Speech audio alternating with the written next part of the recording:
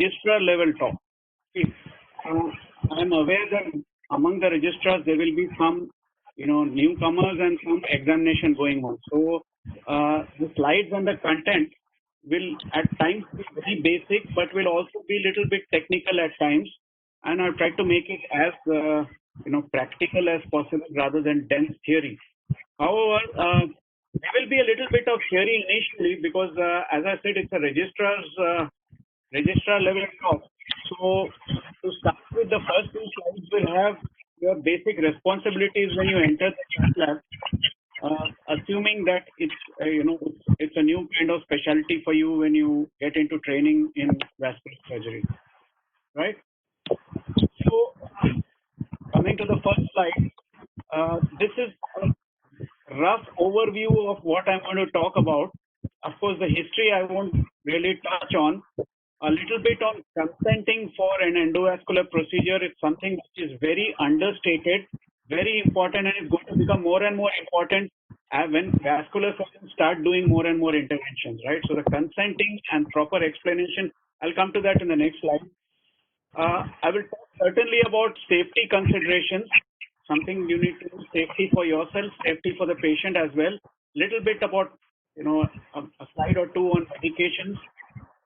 A little bit on the tools that are at your disposal, a little bit about contrast agents, intraoperative sedations, anticoagulation, some access, discussion on access for imaging, and of course, a little bit of a couple of slides will be on the practical aspects of how you go about to start your puncturing, on a little bit of techniques,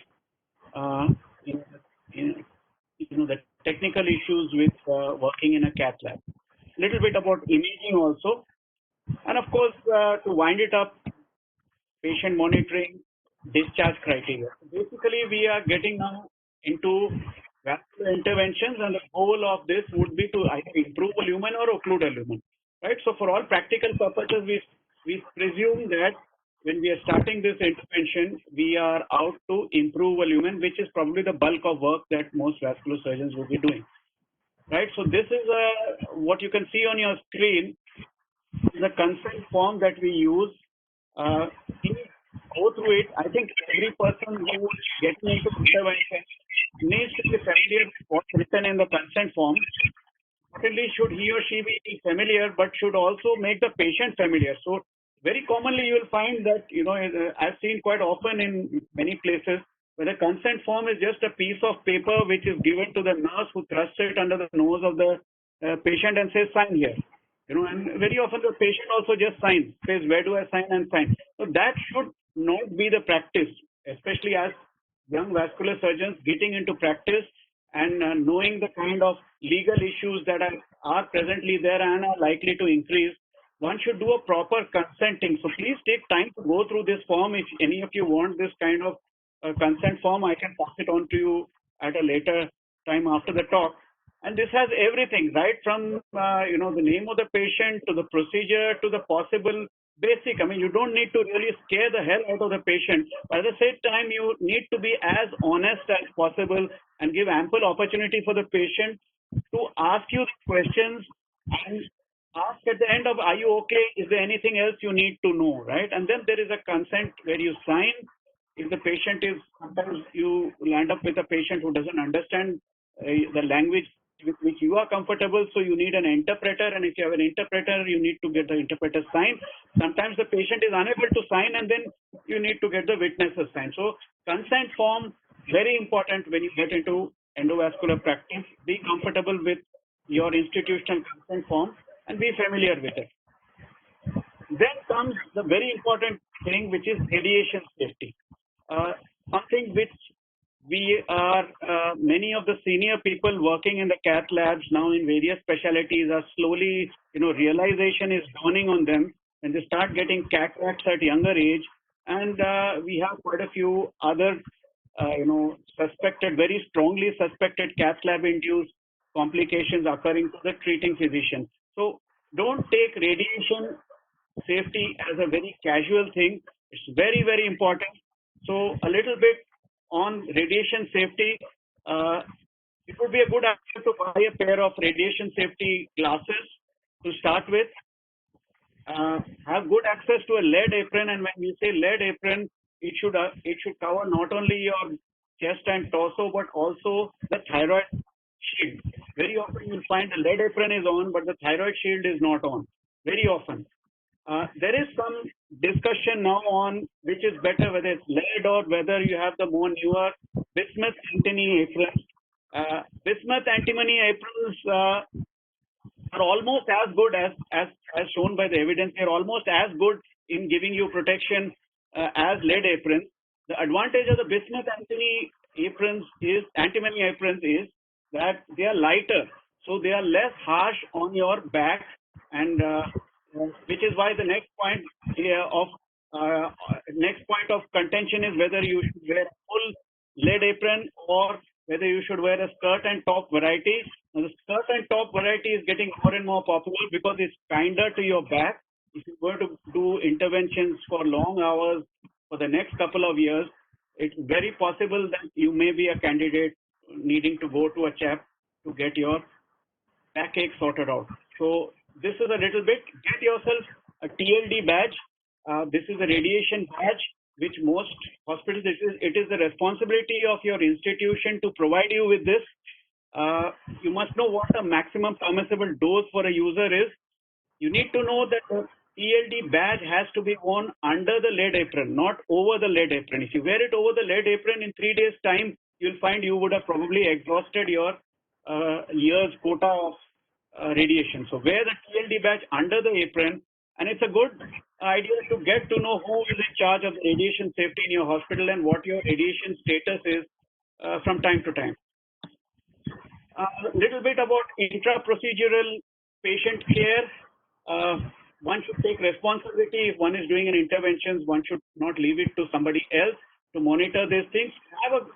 Obviously, the nurse is going to do the groundwork or whoever is there, but you need to know that the baseline vitals are being recorded, the monitoring is appropriate, there is good oxygen facility, either by a face mask or a nasal cannula.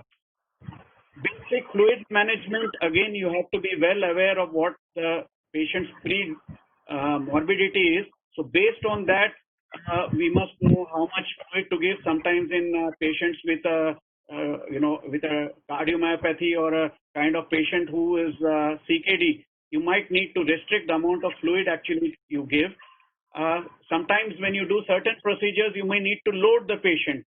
Like if you're doing a say angiojet or a pharmacomechanical thrombectomy, you need to load the patient with fluid prior to your starting. So the fluid management should be something which you should be in charge of. Foley catheter, short procedures, young patients, you might not require this, but long procedures, it can be quite, though most of our patients are, as a protocol, have diapers on when they come to the cath lab table. But most people will also tell you that, it's almost impossible to empty your bladder, especially if your patient is an elderly. It's almost impossible to empty your bladder in a lying down position. And sometimes, as your procedure takes an hour or two, you find that the whole contrast is now concentrated in the bladder, and it is distracting your procedure view. So if you're expecting a long procedure and in an elderly patient, it might be a good idea to put in a Foley catheter to make the patient comfortable. Sedation and analgesics, well, if you go by the JCI guidelines, the patient has a right to pain relief. So your goal should be to give the patient, to see that the patient is pain-free during the procedure, is not anxious. If it's moderate sedation, probably it just keeps the patient calm and drowsy and protects his airways. But if there's a deep sedation involved and there are some procedures, say for instance, you need to open a tight venous iliac vein block and you need to dilate the iliac vein, that can be quite painful and you might need the anesthetist to help you out. So it's always a good idea to have the anesthetist around. The common drugs we use is Midaz and fentanyl, and you can see the doses. I don't need to go into the details of those. A little bit about intra-procedural anticoagulation.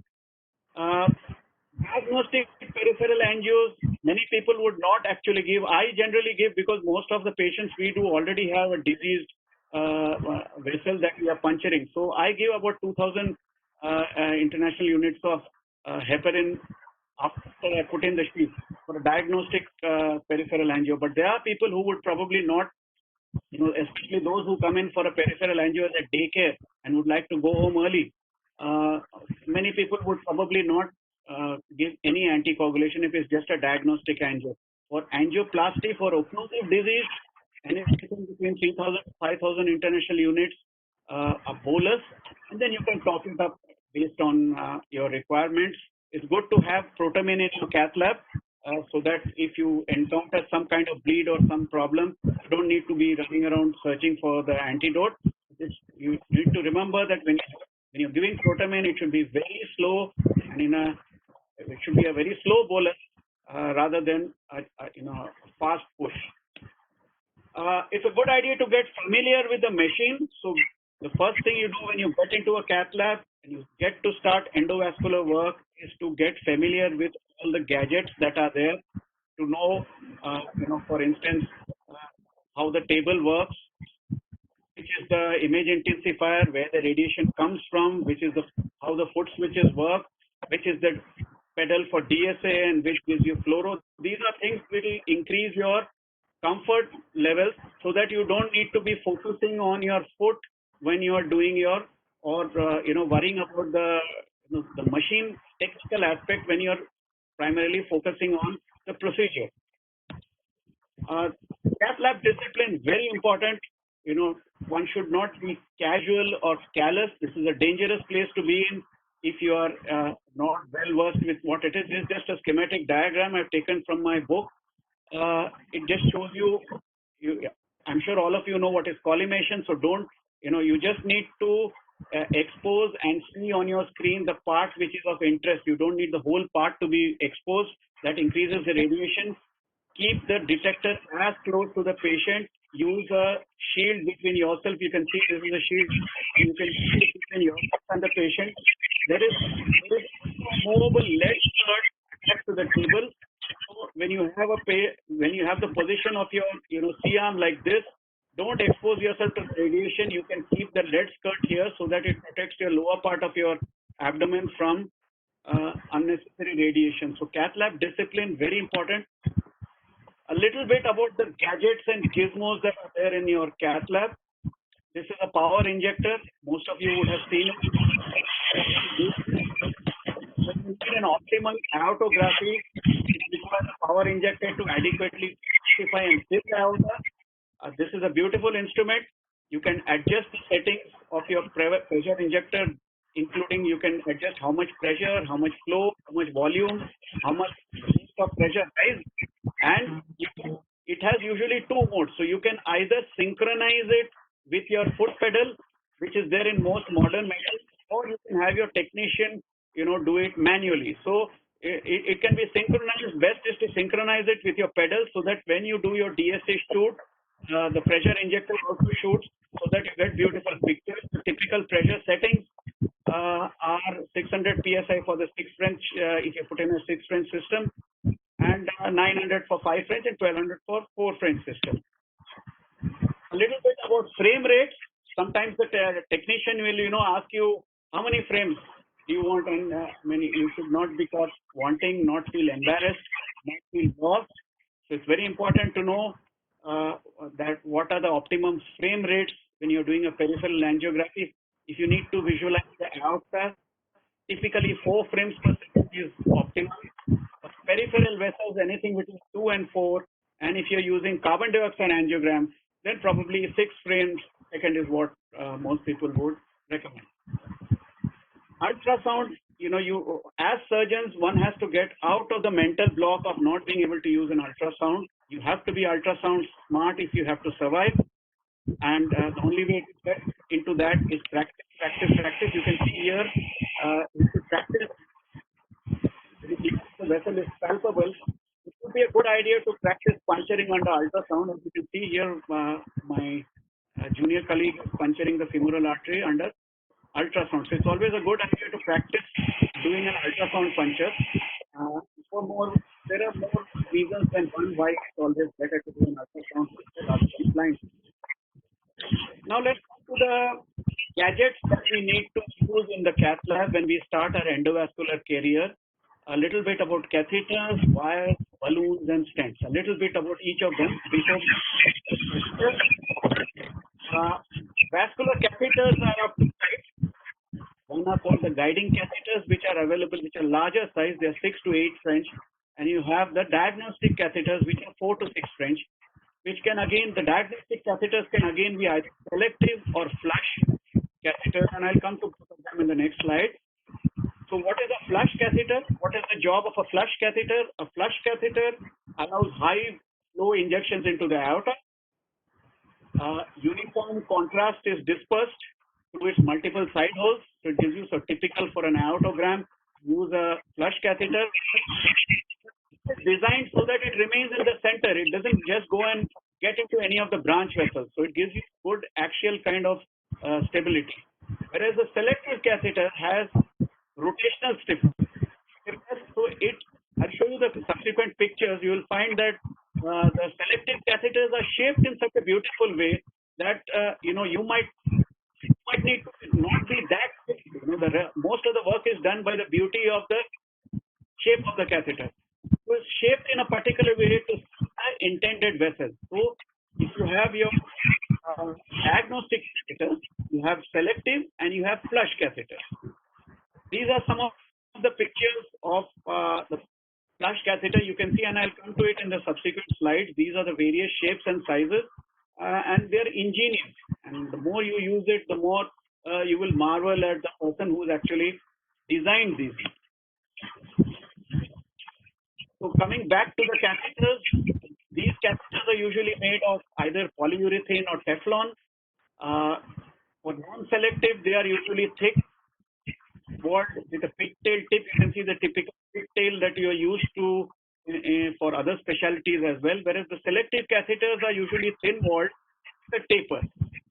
As far as the nomenclature for the sizing is concerned, the outer size is in French, and the diameter of the end hole is in gauge.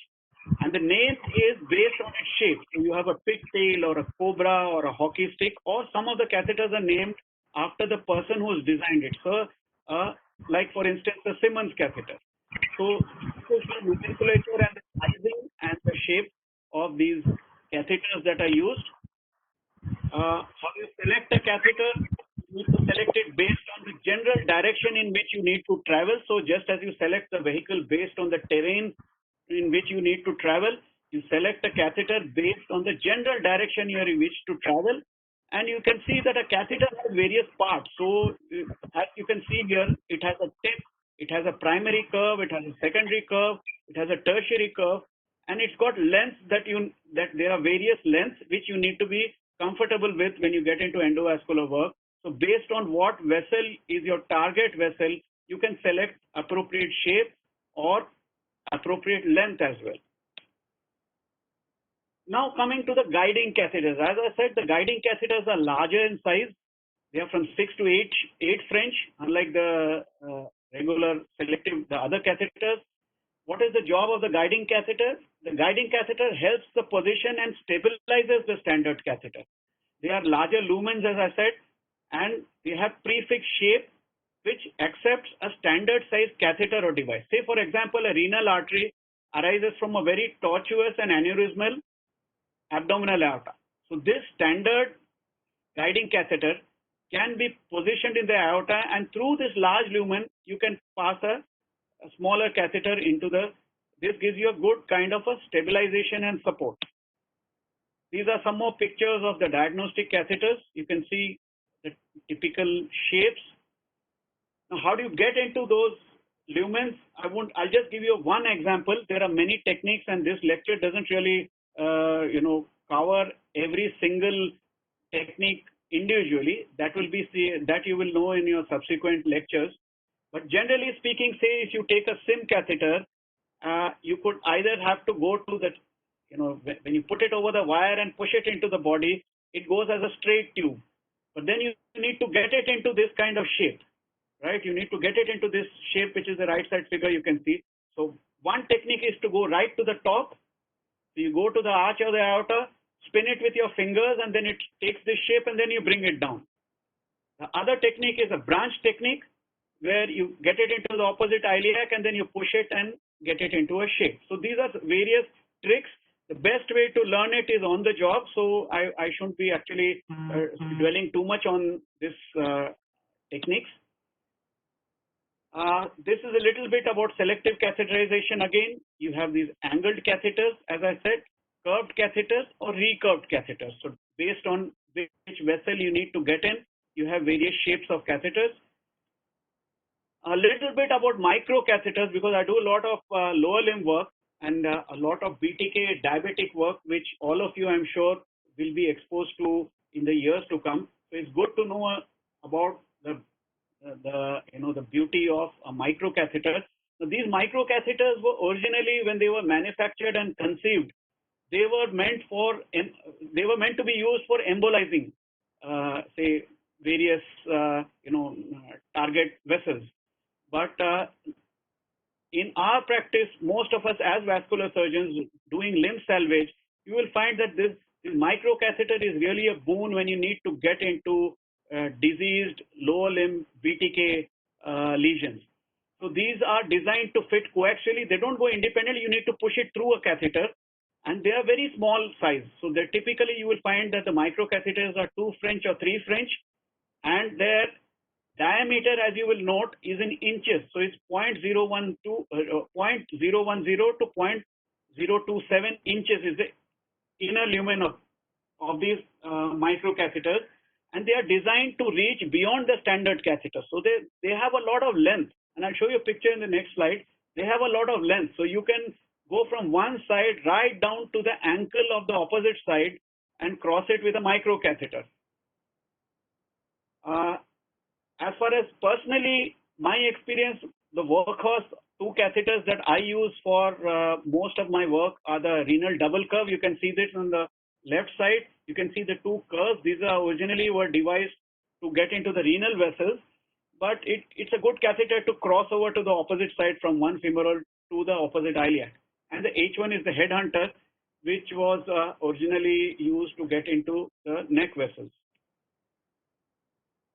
So this is an example of a microcatheter. This is called it's made by the Terumo company. It's called ProGreat, and it's very important that you are comfortable with the things that are written on this box, right? So before you actually open this box, you need to know what is the length of the catheter, right? What is the diameter, and these come in 3 parts. It comes with a wire, it comes with a sheath, and it comes with a syringe, a 3 cc syringe for flushing. So this is something which you need to know about microcatheters. Then you have support catheters. You have something called a crossover sheath. A crossover sheath, so when you want to go from one side of the iliac to the opposite leg across the aortic bifurcation, if you don't take a good strong support catheter, halfway through your procedure, you'll find at the aortic bifurcation, the wire jumps and goes up, and typically it happens when you just don't want it to happen, when you just cross the lesion. So while you're working, say, in the leg, you don't need to really worry about what's going on in your aortic bifurcation, whether your catheter is jumping or not. So what we use is these support catheters. These are what you call crossover sheaths. They are available in various sizes, and I'll show you a picture of it subsequently. Then we come to the guide wires. So in endovascular work, we have some excellent guide wires, and since all the work that we do is what we call a Seldinger technique, so we always need to have a wire inside at all times. So I'm sure most of you have worked with your distinguished bosses, in the cath lab. The one thing that most people are paranoid about is that see that you don't lose the wire. So the wires are very important once you're inside a lesion. So there are 3 or 4 basic sizes of guide wires. The most common one and the first one that you need to be familiar with is the 0.035 inch. And you can see these are in inches, right? They're not mm, they are in inches. So the guide wires The first one which is mentioned is the 0.035 inch. Most angiography procedures and aortic interventions, this is the wire that you would use. Then you have the 018 and 014, which is a good wire for infragenicular vessels. So typically in the BTK lesions, tight renals, carotids, you would use this. And of course, some people would use a 038. So most of the time, we as vascular surgeons would be using 035, 034, 014, or 018. And that is what you will frequently hear being discussed in your cath lab.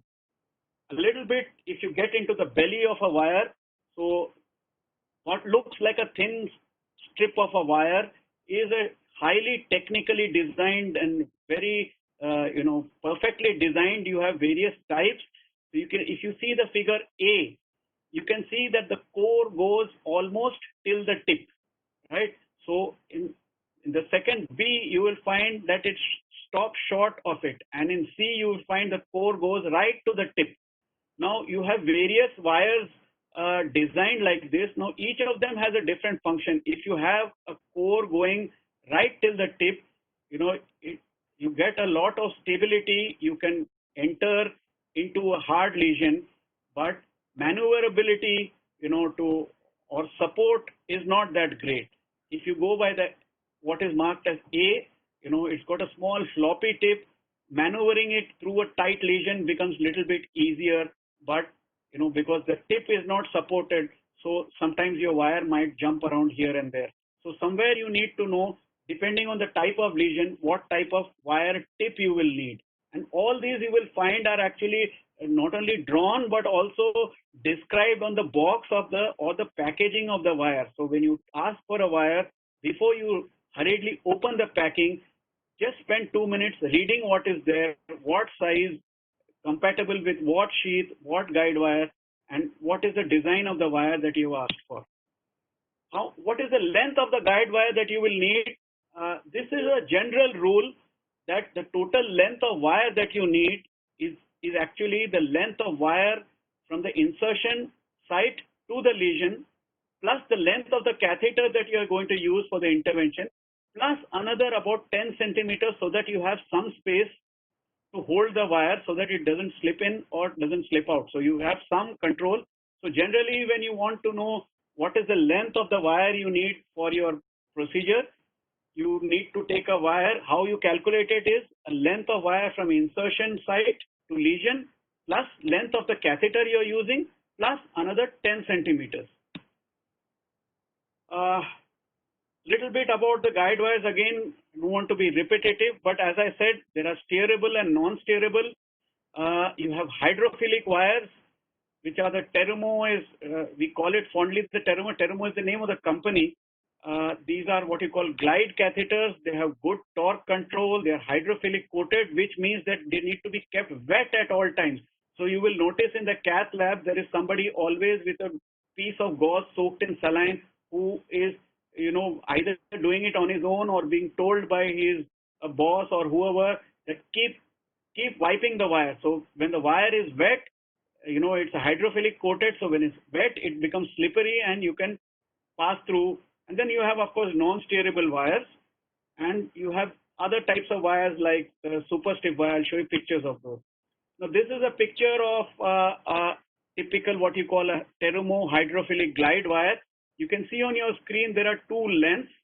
So this is 150 centimeters, and it says that it's 0.035 inches, right? Whereas the one on the right is again 0.035 inches, but it's 260 centimeters. So you get these wires and you ask for wires depending on how far your puncture site is from the lesion and what you want to do exactly. You can ask for different lengths of the wire, and it's important to know what diameter, because when you later on going to use a balloon or you're going to use a stent, there are some balloons that don't go over certain diameters of wires. So you need to know, and I'll come to that when we come to the balloon section. You also have these things which I've shown you. These are called torquers. So you can thread it onto the exposed, the part of the wire which is outside the patient. You can thread this on, and if you tighten the green parts as you've seen here, you can swirl it between your thumb and forefinger, and you can actually manipulate the tip of the wire, this side and that side to negotiate your lesion. So these are called torquers, and you have different shaped torquers for different size vessels. So this is an example of what you call a hydrophilic glide wire, 035 inches. This is a support kind of a stiff wire. It's called an amplas. Again, a 035. You can see here it's written 035, and the length is 260. Right. So these are when you want to go from one side to the other side, or you want to deploy and you want a great amount of stability. You want to deploy a stent. These are wires which are they're a bit rough and tough, but they give you good support during your deployment of stents. So these are Amplas super stiff wires.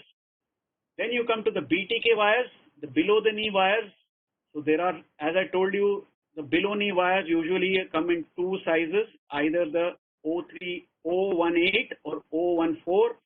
The common 018 wires we get are the V18 what we use, right? And you don't need to really worry too much about memorizing these things, because all that it would be a good idea at some stage when you get into endovascular to actually visit your cath lab pharmacy and just spend a couple of minutes looking at all these hardware. There are some wires which are 014 also, and you can see these are the 014 wires, the command ES or the WIN and the V14. So these are the different wires, 14 wires, and you need to get, what I would suggest is that you start using one particular wire and get comfortable with it rather than using everything. So you need to get comfortable with whatever, just as with any device for any intervention, start getting comfortable with one particular brand, and it would be better to stick to that.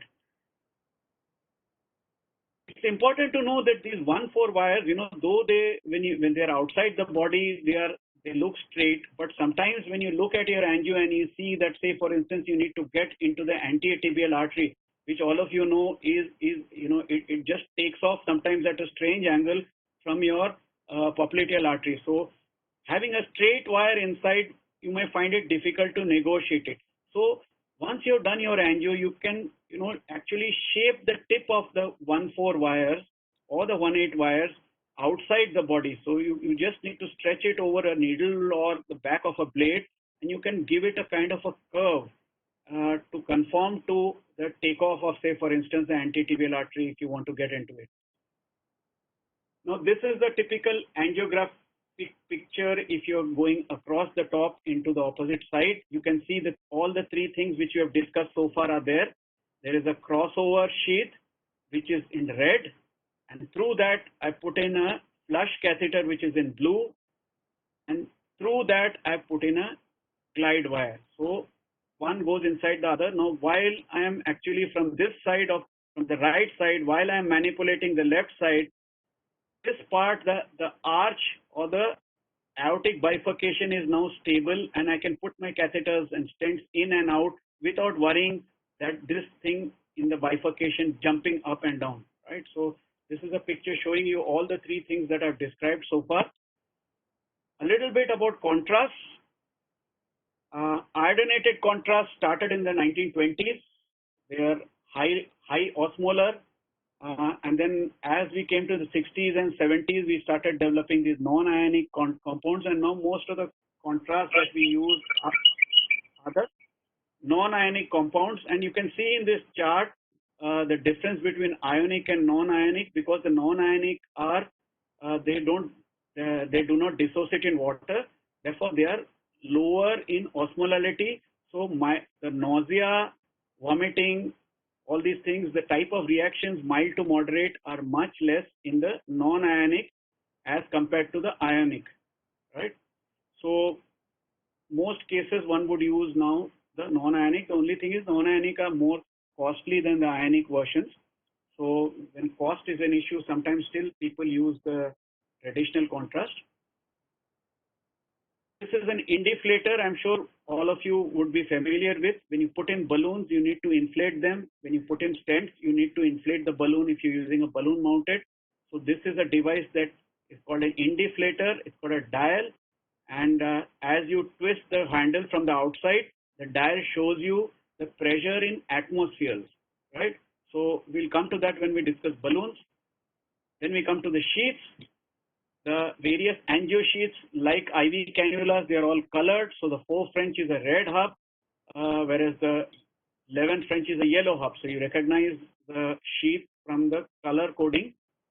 This is the typical anatomy of a sheath, which is introduced into the patient. It has got a dilator, which you need to be sure clicks in before you introduce into the patient's body. It's got a sheath hub, it's got a body, and it's got a dilator here, and it's got a side arm through which you use, which has got a 3-way tap through which you can flush or you can inject whatever you want to inject. This is a picture showing you the various sheaths, various sizes and color coded. On the puncture needle, normally we use for a routine angiography for the basic angiographic procedures is an 18-gauge needle. Then we come to the more exciting part of endovascular work, which is balloons and stents. Now, before we start talking about balloons and stents, a little bit of advice on this. One, get familiar with the delivery system, and I'll show you the delivery systems. Get familiar with delivery systems, because each company, each brand has a different delivery system. So if sometimes, you know, the stent gets deployed in a wrong way because the deployer is not familiar with the delivery system. So you need to be comfortable, familiar with the delivery system, get familiar with sizes, wire compatibility. So some balloons go through only certain wires. So you be sure before you open the balloon package and try to push it into the patient, be sure that you have the right wire size inside the patient, as also the right length. Sometimes you may have a shorter wire, and halfway through putting you realize that the balloon hasn't reached its destination and the wire is finished. So you need to get a correct length, and I told you in the previous slide how to select a correct length for doing your procedures. Get familiar with the nominal and burst pressure of balloons. So I'll show you how you get familiar with that just in one slide. It's very easy, not rocket science. Get familiar with which balloon, whatever balloon you're using, what is the nominal pressure and what is the rated burst pressure of the balloon. If you're using a drug-eluting balloon, get familiar with the inflation time, how long it needs to be inflated to allow for the drug to dissipate into the vessel wall, and also get familiar with what works where. That is the indications for the various types of balloons. What balloon works where is something which you will get to know as you practice. Okay, a little bit basics about the balloons. There are 3 main types of basic balloons. You have the non-compliant, which is a high pressure balloon, typically made of polyester or nylon. These are used for applications in which the balloon needs to be expanded to a specific diameter, very high pressure, typically a central venous stenosis in the neck, and dilate. Most of the balloons that we use in practice are semi-compliant, right? So most of the balloons that you see day in and day out being used in the cath lab are semi-compliant. So the balloons are usually made of polyurethane. They are used in applications in which you need mid-high pressure. So you don't need very high pressure, and I'll show you pictures of both varieties, but want more compliance than the non-compliant balloon. Now the problem with the non-compliant balloon is it gives you good pressure, but because it's a very stiff thing, you may find it difficult to maneuver into your lesion, right? And then you have what is totally compliant. So the compliant balloons, they're called elastomeric balloons.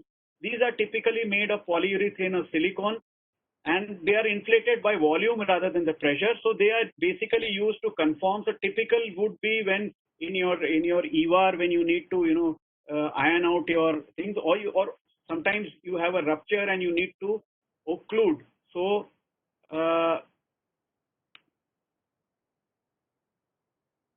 so you need to occlude your vessel to control the bleeding, so without actually causing injury to the balloon by the pressure. So there you will need a compliant balloon, but by and large, practically most of the balloons that we use are semi-compliant balloons, and they're made of polyurethane. Now, it's not that it's a fantastic thing with no downsides, and you can see in the next slide.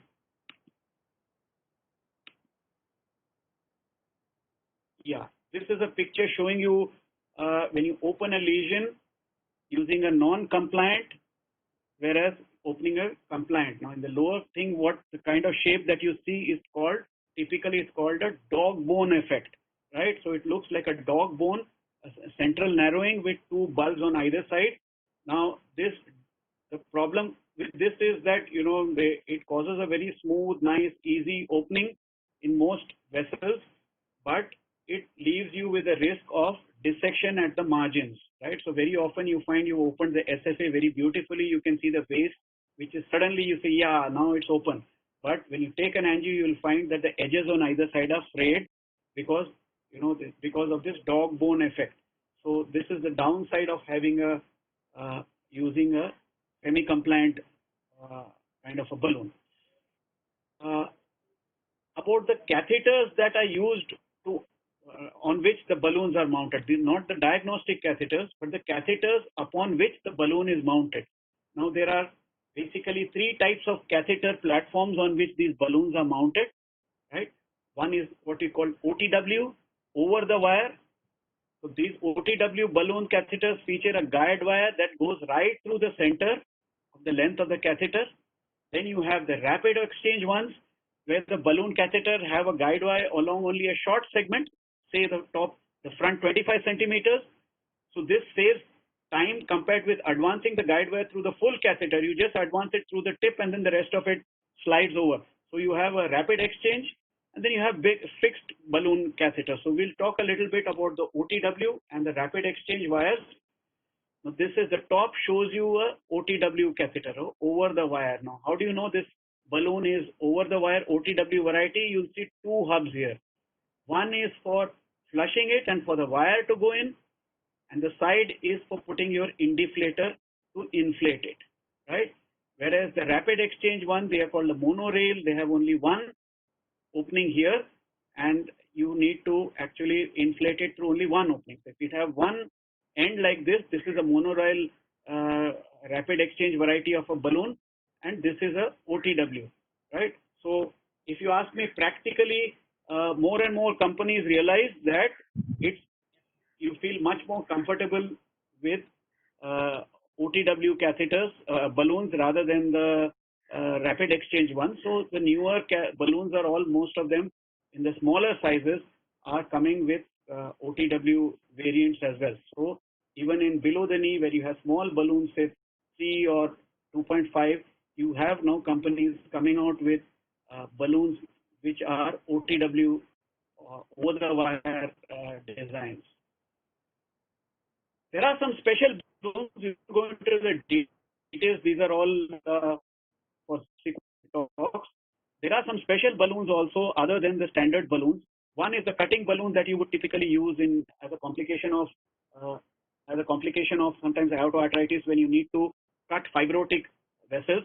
Then you might need to use balloons that typically what you call a flextome balloon by Boston Scientific. It's got blades at 3 axes, and as you pass it and inflate it, it makes linear cuts on the vessels without going through and through. So you have, in certain situations, special balloons that you need to use, and they're called cutting balloons. And then you have something which are which we use a lot these days. I use personally a lot, which is the drug coated balloons.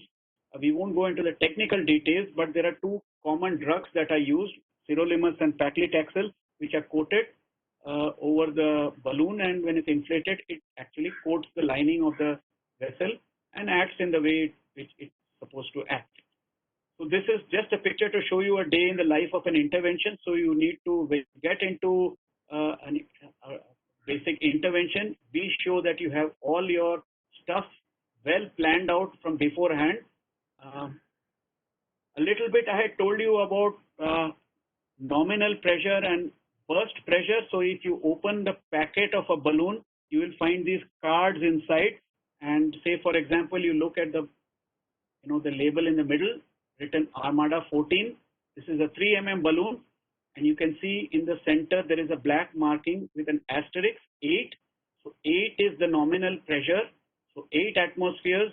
If you inflate the balloon reaches a size of 3 mm, right? and this is the nominal pressure, but it also mentions something called a RBP, right?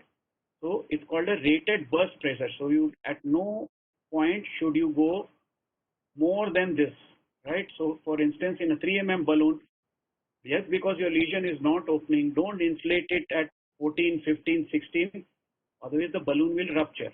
So it tells you the upper limit as well. So it's better to be somewhere in the middle range, slightly more than the nominal, but well away from the burst pressure. This is the high pressure balloon. These are almost what you could call non-compliant balloons. So when you have, say, for instance, a tough central venous stenosis, say in a brachiocephalic vein, and you need to open it out, many of these are notorious. They don't open with the routine balloons. They need high pressure. So for those high pressure pressures, you need special balloons. They are called PTA balloons. This is a typical example which is shown here. Coming to the peripheral stents, stents are of various types. Quickly, I'll run you. I won't go into the details of the types of stents that are available. One is, of course, the most commonly used self-expandable stents.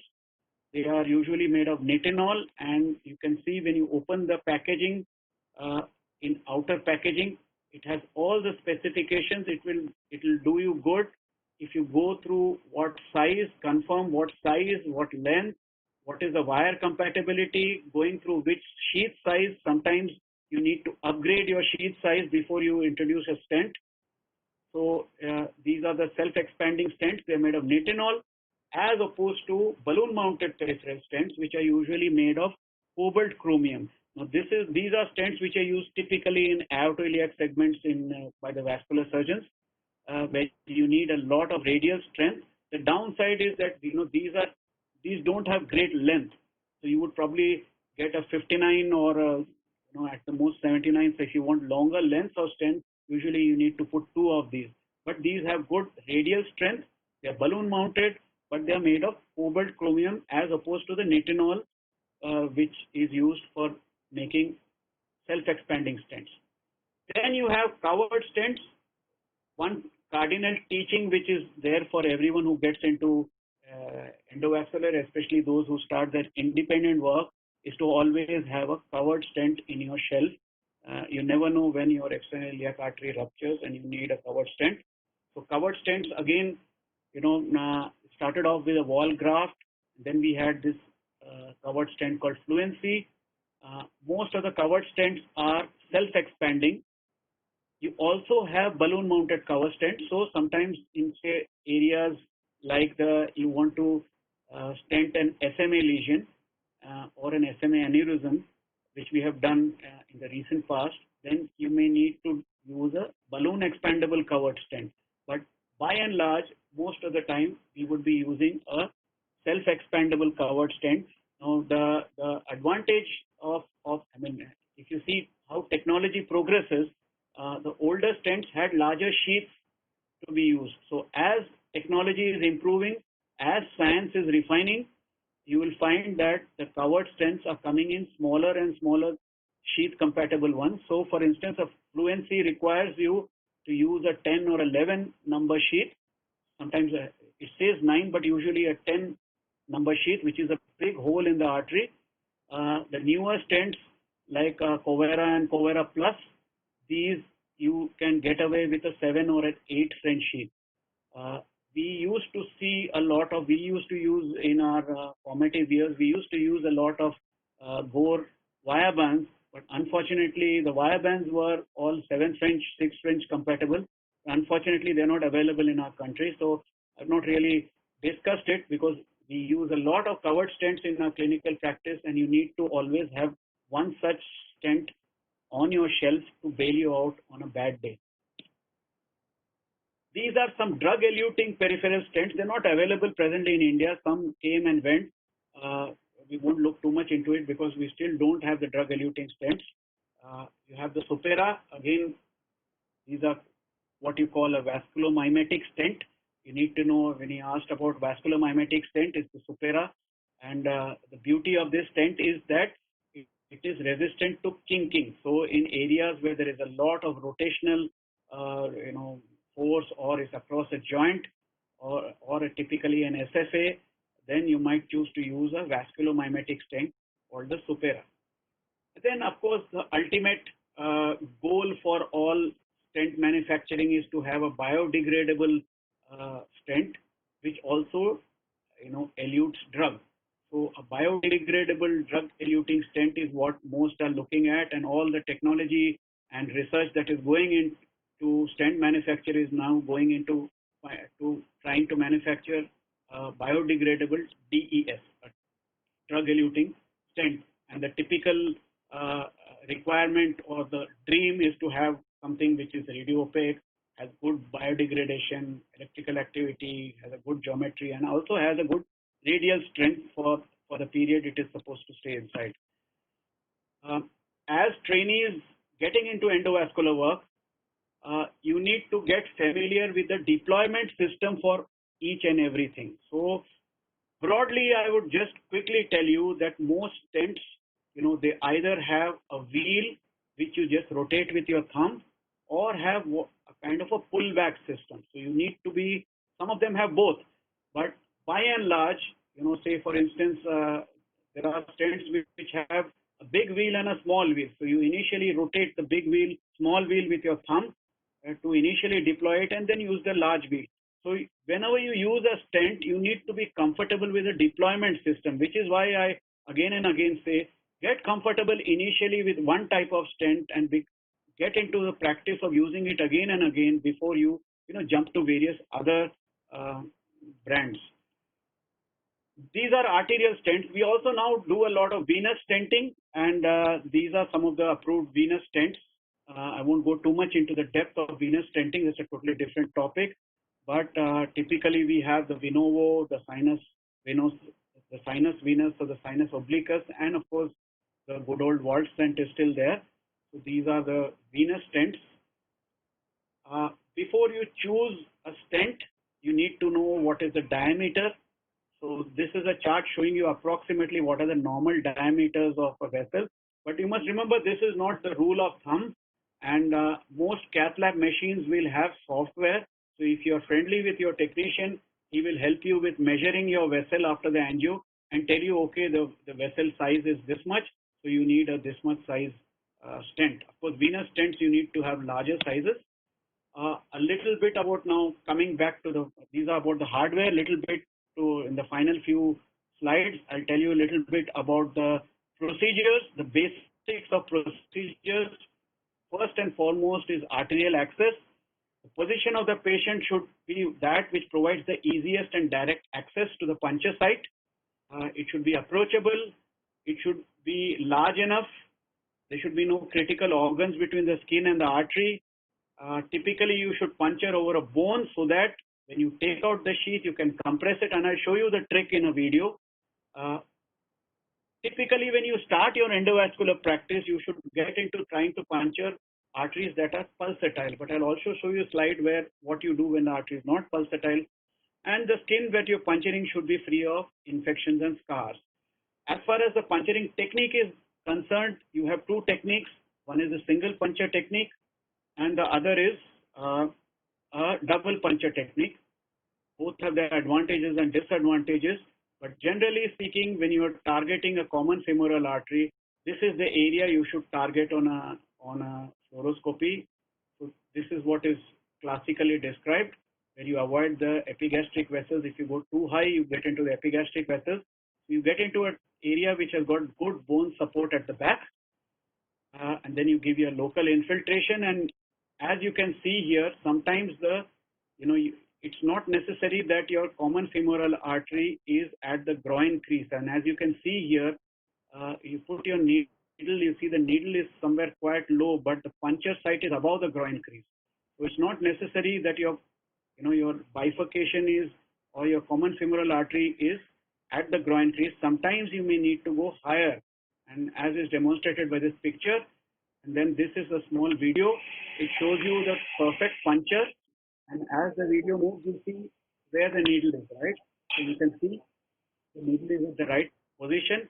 It's slightly different when it comes to venous puncture. it's always preferable that you do a venous puncture under ultrasound, especially when you're thinking of thrombolizing, because otherwise you might, if you puncture the posterior wall, sometimes you may land up with troublesome bleeding in the retroperitoneal space or in the thigh.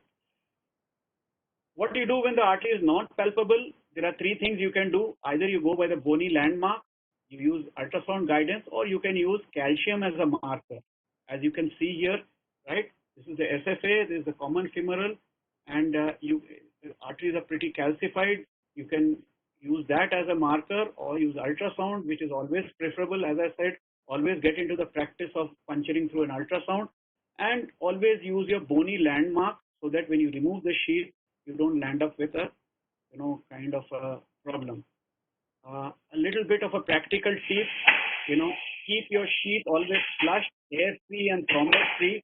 So most of us are paranoid about keeping on flushing this side arm, right? So keep aspirating and keeping the place air free and free of thrombus.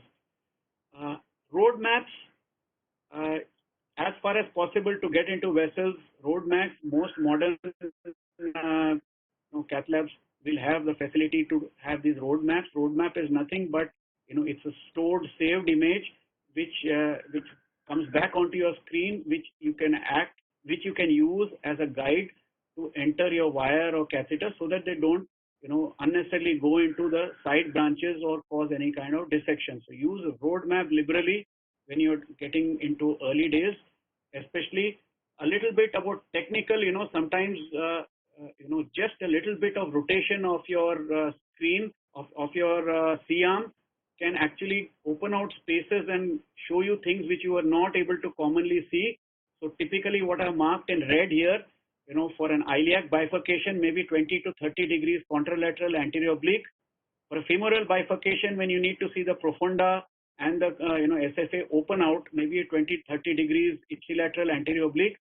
And for trifurcation and tibial vessels, probably a anatomical AP or a 20-degree oblique is that. So sometimes you need to know these terminologies, to tell your technician to move the image, to move your C-arm.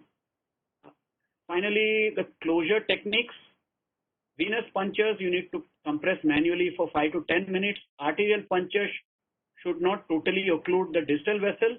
When possible, simultaneously try and palpate the pulse to see that you're not totally occluded. If you need to know, general rule is that how much time you apply pressure to an artery to occlude it after you remove the sheath. 3 minutes per French size has been used. And generally, manual pressure is okay till 8 French. Though we have used 8 for 9 and 10, but up to 8 French manual compression is pretty reliable. How long you press the artery is about 3 minutes per French size. Post-procedure sheath removal, usually withdrawn immediately. If you've just done a diagnostic and there's much heparin inside, you can remove it right away. Before removing the sheath, check the access site, check the distal pulses, see that your BP is not 240, right? Or you will spend anxious moments, trying to control bleeding, and you apply pressure accordingly. Orders, what post-procedure orders as a resident you would give? Patient has to be on bed rest till monitoring is complete. As I said, patient should get a good pain control. And if it's on a local anesthesia, patient can have liquids or solids right away. If patient has been given contrast, you can hydrate depending on what the comorbidities is. And you should always know as a resident what the red flag signs are following your procedure. So, you look for cold extremities, painful puncture site, obvious hematoma, or an absence of urine. Patient is not passed urine for the next 24 hours. That's a red flag sign. So when you're getting into interventions, you should also know that if things do go wrong, even at this stage, you must be aware of what can go wrong. Hematoma is the most common thing that we see in the initial days of endovascular. You see there are signs of hypotension, tachycardia, anything like that. Sometimes you may need to do a CT. It's best to mark the hematoma with a pen And it's always good that before you remove the sheath, on the way out, you do a completion angiography of the same site, just to see that your sheath is in the common femoral, not in the superficial femoral. Sometimes it's a good practice before you come out from the cath lab, after you've done a successful procedure of the opposite leg, before you actually shift the patient out through the sheath, at least take a shoot of the puncture to see that your sheath is in the proper place. But sometimes once in a while, however careful you are, you might be in a situation where you will need to actually evacuate a massive hematoma. Post-procedure, as I said, observation, you need to be vigilant. You just can't do a procedure and go away and leave the monitoring to the nurse, especially in the early years of your career. It's better that you take full responsibility for what you have done rather than delegate it to somebody else.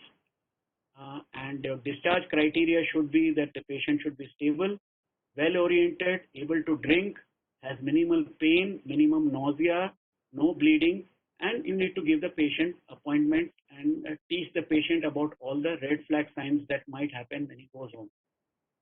To conclude, just a few combat tips.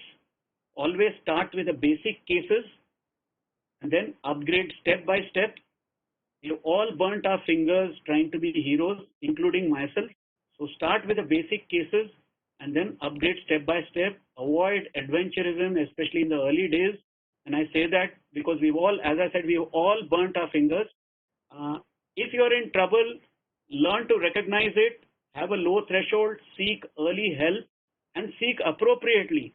So if you're doing a procedure with which you are not familiar, you keep a friend of yours who someone who is, I would say, a friend in inverted commas, in the loop, and call them appropriately, right? So call the person appropriately to help you out and bail you out. So keep a low threshold in your early days for, seeking help.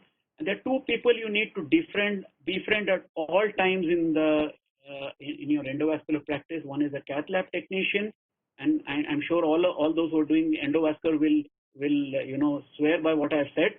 The cath lab technician is someone who is your greatest friend and can help you during your initial days, and an anesthetist. It's always good to have an anesthetist during your on a standby, or at least in the vicinity when you're doing your initial few cases.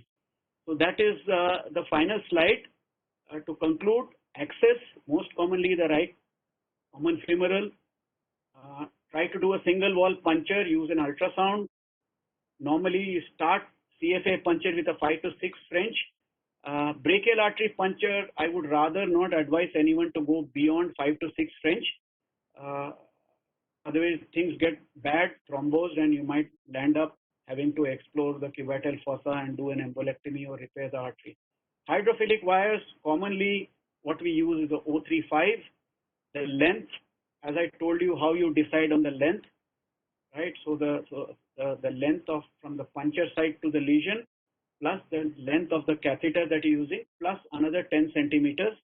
And closure techniques, I have not talked about closure devices, that's a separate topic. But in manual closure, how you calculate, compress 3 minutes per French size. So that's in a, if I could call it a nutshell about endovascular, how to get going, the basics, and there on, I think I can take questions if there are.